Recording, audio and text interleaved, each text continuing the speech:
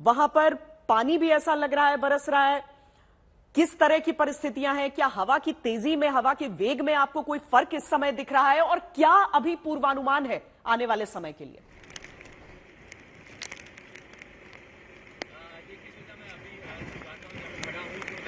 जो हवा की जो गति है वो कम हुई है, रफ्तार में कोई कमी नहीं हुई है। शाम के 4 बजे से लगातार 70-80 किलोमीटर प्रति घंटे की जो स्पीड है उससे हवाएं चल रही है, रफ्तार वही की वही है। साथ ही अब बारिश होने लगी है, तो बारिश और हवाएं दोनों की जो मार है वो लोगों के लिए जो है वो समस्या का कारण बनेगी। तो अभी की जो सिचुएशन है, यहाँ पे पावर कट कर दिया गया है पूरे दिन। आज जो है पावर सप्लाई रोक दिया गया था। जिन जिलों में बारिश का अनुमान था या फिर साइक्लोन से जो प्रभावित जिले हैं वहां पे जो है पावर सप्लाई को रोक दिया गया था, और अभी भी जो है अगले 24 घंटे तक ये पावर सप्लाई बंद रहेगा। आने वाले जो 12 घंटे हैं वो बेहद महत्वपूर्ण है, क्योंकि रात के 12-1 बजे तक ये जो लैंडफॉल का प्रोसेस है वो रहेगा। उसके बाद कल सुबह पता चलेगा कि कहां पे कितना डैमेज हुआ है या फिर कहां पे भारी बारिश हुई है, क्योंकि काफी सारे इलाके ऐसे हैं कि जो कच्छ के बहुत ही अंदरूनी इलाके हैं, वहां से जब रिपोर्ट आएगी तब पता चलेगा कि ये लैंडफॉल होने के बाद कितना डैमेज किया है, कितना नुकसान किया है। क्योंकि बताया जा रहा था कि ये जो तूफान है वो गुजरात के लिए पिछले 50 सालों का सबसे विनाशक तूफान हो सकता है। तो वो कितना विनाशक हुआ है, क्या मौसम विभाग ने जो कहा था कि ये तूफान जो है वो कमजोर हो चुका है लैंड होने से पहले, तो क्या वो कमजोर हुआ है या नहीं, वो कल पता चल पाएगा कि उससे कितना नुकसान हुआ है और कमजोर होने के बाद उसने कितना नुकसान या कहर बरपाया है। जहां पे जो बंदर इलाके हैं, जैसे कि कच्छ का जखौ पोर्ट हो, जखौ बंदर हो या फिर कंडला हो या मुंद्रा हो, ये तीनों बड़े बंदर हैं, तो वहां पे कितना नुकसान हुआ है वो भी बाद में पता चलेगा। क्योंकि ये अगर तूफान कमजोर हुआ तो भी उसकी स्पीड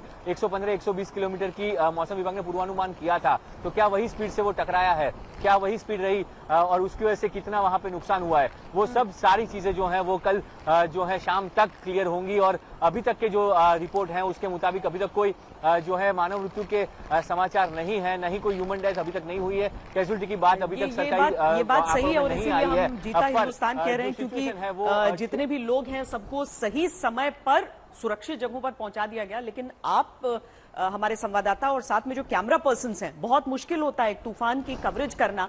केवल आप ये हिलते हुए स्क्रीन्स या फिर उस पर आप पानी नहीं देख रहे हैं, वो हवाएं नहीं देख रहे हैं, बल्कि जो उपकरण है उनका इस्तेमाल, उसमें आंखों में जलन, जिस तरह की चीजें उड़कर वहां पर आती रहती है, कुछ भी आकर आपसे टकरा जाए, खासकर अंधेरे में जिस तरह से हमारे संवाददाता खड़े होकर ये रिपोर्टिंग कर रहे हैं, तो संवाददाताओं को वाकई बहुत कठिनाई का सामना ऐसी परिस्थितियों में करना पड़ता है। गोपी, जब सब लोग अपने घरों के भीतर हैं लेकिन आप लोग बाहर से ये सारे रिपोर्ट्स हम सबको दे रहे हैं, वहां पर क्या किसी से कुछ संपर्क हो पाया है, किसी तरह की क्षति की बात? क्योंकि टिन शेड्स वगैरह उड़ते हम देख रहे हैं, पर हम उम्मीद कर सकते हैं कि और किसी तरह की क्षति नहीं हुई होगी।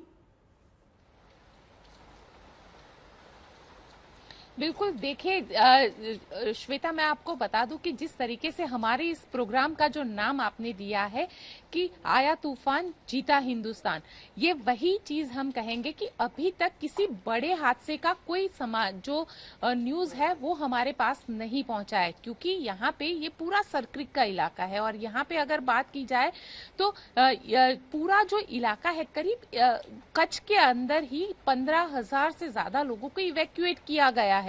देखिए, पूरी प्लानिंग की गई, और ये प्लानिंग अकेले यहां से नहीं हुई है। गुजरात के मुख्यमंत्री, प्रधानमंत्री नरेंद्र मोदी और गृह मंत्री अमित शाह, ये तीनों की मिलकर एक प्लानिंग हुई। खुद रक्षा मंत्री ने तीनों दलों के जो अध्यक्ष हैं उनके साथ बातचीत की है। कहीं पे भी किसी भी तरीके की कोई जानकारी मिलेगी कि अगर कोई फंसा हुआ है तो उसे जल्द से जल्द कैसे निकालना, उसकी एक प्लानिंग स्ट्रेटेजी की गई। अभी तक इस तरीके की कोई वारदात सामने नहीं आई है जिसमें बड़े किसी की मौत की जानकारी हमारे पास आई हो, क्योंकि पहले ही एक प्लानिंग के साथ, एक स्ट्रेटेजी के साथ सारे लोगों को यहाँ से इवैक्यूएट किया गया। देखिए, 7 जिले सबसे ज्यादा प्रभावित हुए हैं श्वेता। इन 7 जिलों में से 90,000 से ज्यादा लोगों को इवैक्यूएट किया गया। उसकी एक प्लानिंग की गई कि उनको सुरक्षित स्थानों पे पहुंचाना है। सबसे बड़ी जो जिम्मेदारी निभाई गई यहाँ पे गुजरात सरकार के जरिए वो यही थी कि किसी भी जान का नुकसान नहीं होना चाहिए। प्रॉपर्टी नुकसान कितना हुआ है वो कल सुबह अंदाजा लगाया जा सकता है, लेकिन हाँ ये जरूर है कि पूरे के पूरे गांव को खाली करवा दिया गया है, वहां पे किसी को भी नहीं रखा गया है। यहाँ तक कि अक्सर हमने देखा है कि मछुआरे होते हैं, मछुआरे कभी भी अपना घर छोड़ के, क्योंकि समुद्र के साथ उनका लेना देना रहता है, तो समुद्र के साथ वो कभी भी अपना घर छोड़ के जाने के लिए तैयार नहीं होते। लेकिन ये पहली बार हुआ होगा कि समुद्र किनारे पे बसे हुए, चाहे वो झखा हो, मांडवी हो या फिर मुंद्रा या यहाँ पे हम कह सकते हैं कि अलग अलग जो पॉट है वहाँ के किनारों पे भी सारे मछुआरों को वहां से सुरक्षित स्थानों पर भेज दिया गया। हालांकि यहाँ पे प्रॉपर्टी का कितना नुकसान है, माल का कितना नुकसान है, वो अब कल सुबह इसका अंदाजा लगाया जाएगा, क्योंकि अभी भी जो तेज हवाएं हैं ये यहाँ पे तेजी से चल रही है और बहुत ही ज्यादा तेज हवाएं, बारिश लगातार यहाँ पे आज सुबह से। श्वेता देखिए, जो बारिश और यहाँ पे मुश्किल रिपोर्टिंग इसी तरीके से कह सकती हूँ कि सुबह 8 बजे से लेकर अभी रात के 10 बजे कपड़े सूखे नहीं है, लगातार गीले कपड़ों में ये रिपोर्टिंग कर रहे हैं। तो अंदाजा इसी बात से लगाया जा सकता है कि कितना मुश्किल था वहां पे खड़े रह पाना। 110 किलोमीटर की रफ्तार से तेज हवाएं चल रही है और वैसे में रिपोर्टिंग करना, अभी भी तेज हवाएं चल रही है, लेकिन एक शेड का सहारा लेके, क्योंकि इलेक्ट्रिसिटी हमें यहाँ पे चाहिए और खास करके हमें बैटरी लाइट को जलाना था, इसलिए हम एक शेड का सहारा लेकर वहां पे खड़े हुए हैं। अदरवाइज हम यहाँ पे ये लाइव कवरेज जो हमारे दर्शक है उनको उन तक नहीं पहुंचा पाते।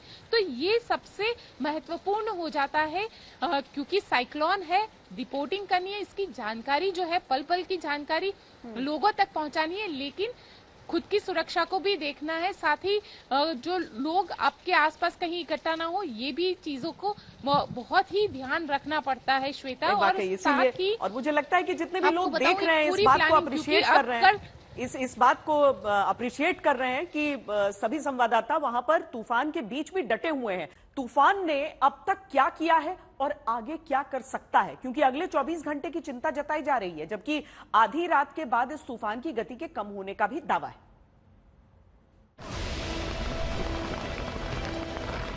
ये तस्वीरें बता रही हैं कि गुजरात में तूफान सब कुछ उड़ा ले जाने पर आमादा है। आप देख सकते हैं कच्छ का ये मंजर, तूफानी हवाओं का शोर और जोर, तेज बारिश हो रही, तूफान से पेड़ पूरी तरह झुके जा रहे हैं। कैसे लोग छाते के नीचे आए तो छाता भी भयंकर तूफान की गवाही देने लगा।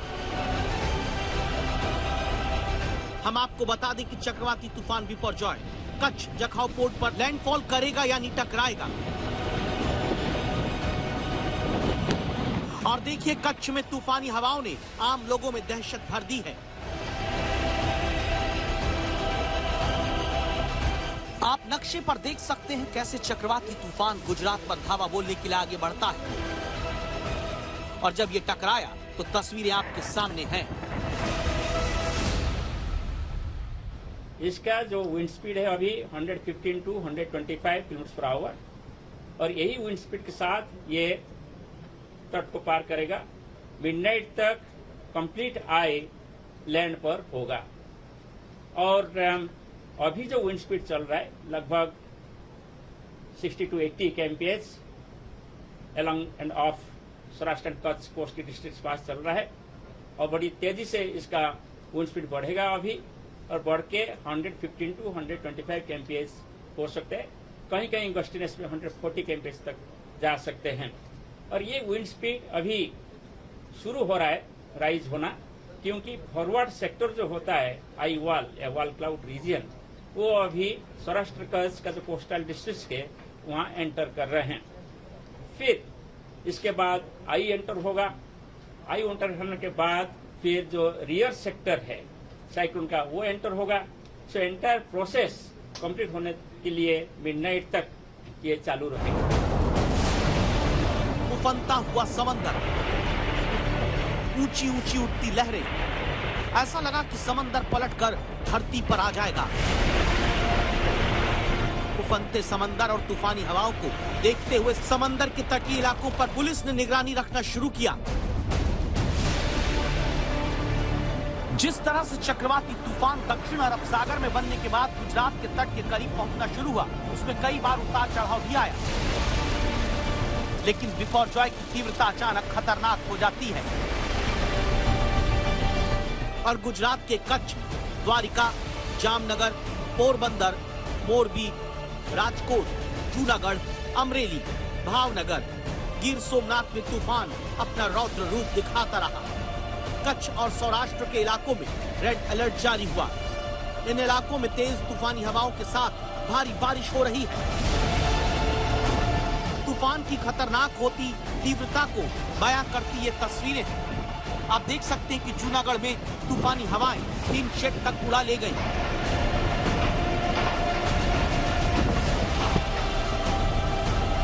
अब गुजरात के पाटन की इन तस्वीरों को देखिए। यहाँ तेज बारिश और हवा का खतरनाक संगम हो जाता है। पाटन में तूफानी हवाएं शेड उड़ाकर ले जा रही हैं। गुजरात में बिपरजॉय के बवंडर को देखते हुए कोस्ट गार्ड की तैनाती कर दी गई। तूफान से निपटने के लिए 15 जहाज, 7 एयरक्राफ्ट तैयार खड़े हैं। कच्छ और सौराष्ट्र के इलाकों में 27 एनडीआरएफ की टीम तैनात है, जबकि इन इलाकों में चक्रवात के गुजर जाने के बाद यातायात और बिजली व्यवस्था बहाल करने के लिए 600 टीम बनाई गई। गुजरात के 8 तटीय जिलों में 75,000 से ज्यादा लोगों को अस्थायी शिविर में ले जाया गया। गुजरात के कच्छ जिले में धारा 144 लगा दी गई। पश्चिम रेलवे ने चक्रवात संभावित क्षेत्रों में 67 ट्रेन रद्द की, 25 के रूट बदले। गुजरात के मोरबी का हाल देखिए। यहाँ भी बारिश और तूफानी हवाएं सब कुछ उड़ा ले जाना चाहती हैं। आप देख सकते हैं कि द्वारिका में शेड गिर गए। एनडीआरएफ की टीम कटर से काट रही है और ये गुजरात की देवभूमि द्वारिका की तस्वीरें। तूफानी हवाएं सब कुछ उड़ा ले जा रही हैं। द्वारिकाधीश मंदिर के पुजारी भगवान से प्रार्थना कर रहे हैं कि हे भगवान, सबकी रक्षा करना। 2019 के बाद में सबसे पहला तूफान हमने देखा है। हम भगवान द्वारकाधीश से प्रार्थना करते हैं कि ये जो तूफान है ये जल्द से जल्द पूरी द्वारका नगरी के ऊपर में से चला जाए और भगवान द्वारकाधीश पूरे नगरवासियों का रक्षण करे। ऐसी भगवान द्वारकाधीश के चरणों के अंदर में हमारी प्रार्थना है। जय द्वारकाधीश। ये जो हवा तेज चल रही है, ये इतनी तेज चल रही है कि हमने अपनी इतनी उम्र के अंदर में कभी भी देखी नहीं है। तूफानी हवा और बारिश के बीच गुजरात के गृह मंत्री हर्ष सांघवी भी द्वारिका का मुआयना करने निकले। जामनगर में बारिश और हवाओं के साथ चक्रवाती तूफान बिपरजॉय का शोर सुना जा सकता है। जामनगर में बारिश होने से कई इलाकों में पानी भर गया है। आज तक ब्यूरो।